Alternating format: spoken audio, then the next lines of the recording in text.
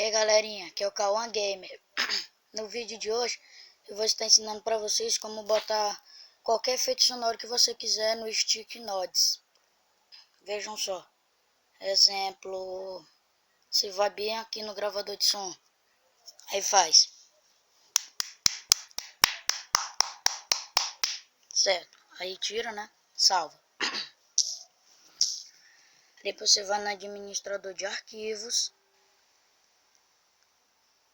Cadê? E o meu recordinho tá aqui. Tá vendo esse 3GPP? 3GPP você bota MP3. Ele vai ficar outro, ó. Fica um CDzinho. Aí bota copiar ou mover, né? Stick Notes e a pasta de sons. Vou renomear aqui ligeirão. Deixa eu ver se ficou bom aqui. Tá aqui, recorde.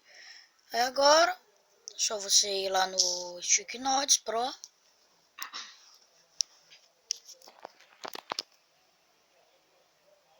Aí se vocês conseguir alguma coisa aí para atualizar o Stick Notes, vocês deixam aí nos comentários, por favor, que eu não tô conseguindo. Certo, aí bique, né? Cadê? Recordinho. Pra cá. Tá aqui.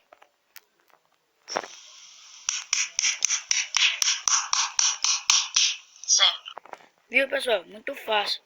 Aí eu também botei alguns, tipo... Com esse coisa você também pode baixar vídeos de efeitos sonoros, cortar. Aí só tirar MP3, MP4, bota MP3. Olha o que eu fiz. Eu botei, por exemplo... Cadê?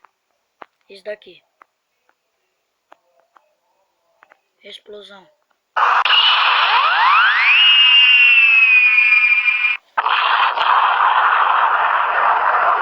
Aí botei esse daqui. Lutem. Esse. Morri! Esse. E só. Por favor, se inscreva. Se gostaram do vídeo, deixe nos comentários. Tchau, pessoal.